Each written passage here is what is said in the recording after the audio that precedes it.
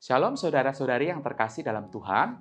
Renungan hari ini Senin 29 Agustus 2022 berjudul Menguatkan yang lemah dan melemahkan yang kuat. Bahan bacaan kita terambil dari 2 Korintus 12 ayat ke-10. Demikian bunyi firman Tuhan.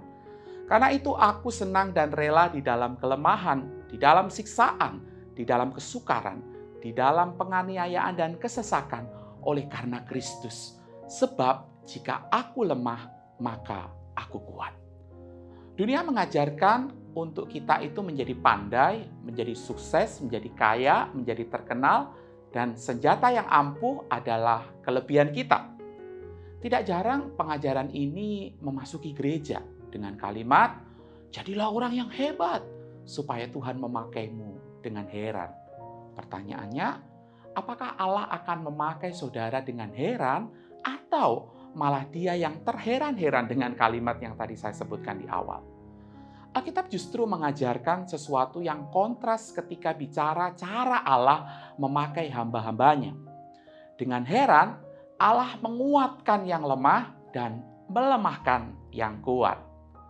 Menguatkan yang lemah. Sepanjang catatan Perjanjian Lama dan Perjanjian Baru, ada pola yang sangat kuat, yaitu Allah bekerja dengan cara yang ajaib justru melalui orang-orang yang lemah. Allah memperlengkapi orang yang dipanggilnya, bukan memanggil orang yang lengkap. Allah memilih pasangan lansia, Abraham dan Sarah, untuk melahirkan keturunan saat Allah memanggil mereka. Allah tidak memilih Mesir, bangsa yang kuat sebagai umat pilihannya, tetapi justru Israel yang keras kepala. Allah memakai Musa yang tidak pede, Allah memilih Daud yang ingusan, dan seterusnya. Saudara berpikir Allah akan memakai karena kelebihan saudara? Tidak. Allah justru memakai kelemahan saudara. Alasannya sih simpel, supaya saudara tidak memegahkan diri alias sombong di hadapan Allah. 1 Korintus 1 ayat 29. Allah tidak memilih orang yang kuat, namun Dia menguatkan orang yang lemah untuk menyatakan kemuliaannya.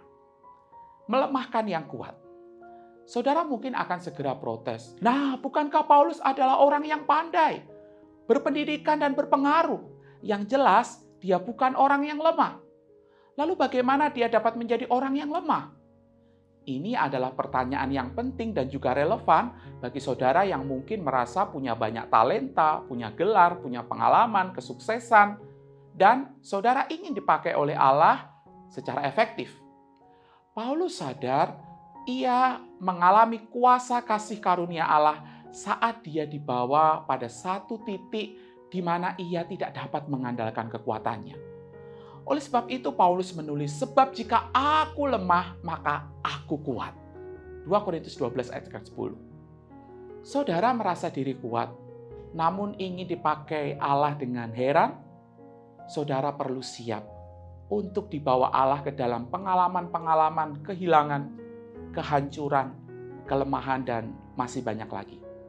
Saat itulah saudara akan melihat bagaimana Allah memakai saudara dan mendapatkan seluruh kemuliaan.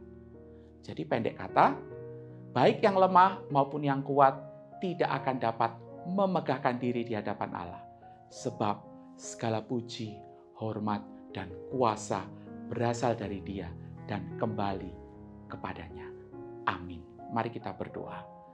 Tuhan, terima kasih lewat firman-Mu kami diingatkan, ditegur, dan diteguhkan bahwa setiap kami yang Tuhan panggil, kami menyadari siapakah diri kami dan menyadari siapa Engkau yang memanggil kami.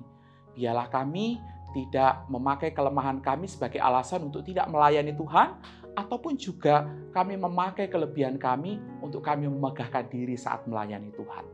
Terima kasih untuk firman-Mu ini yang mengingatkan kami, dan kami mau mempraktekannya agar hidup kami boleh menceritakan dan memancarkan akan Injil Kristus yang nyata kami alami dalam hidup kami. Terpujilah Engkau Tuhan, di dalam nama Tuhan Yesus kami berdoa. Amin.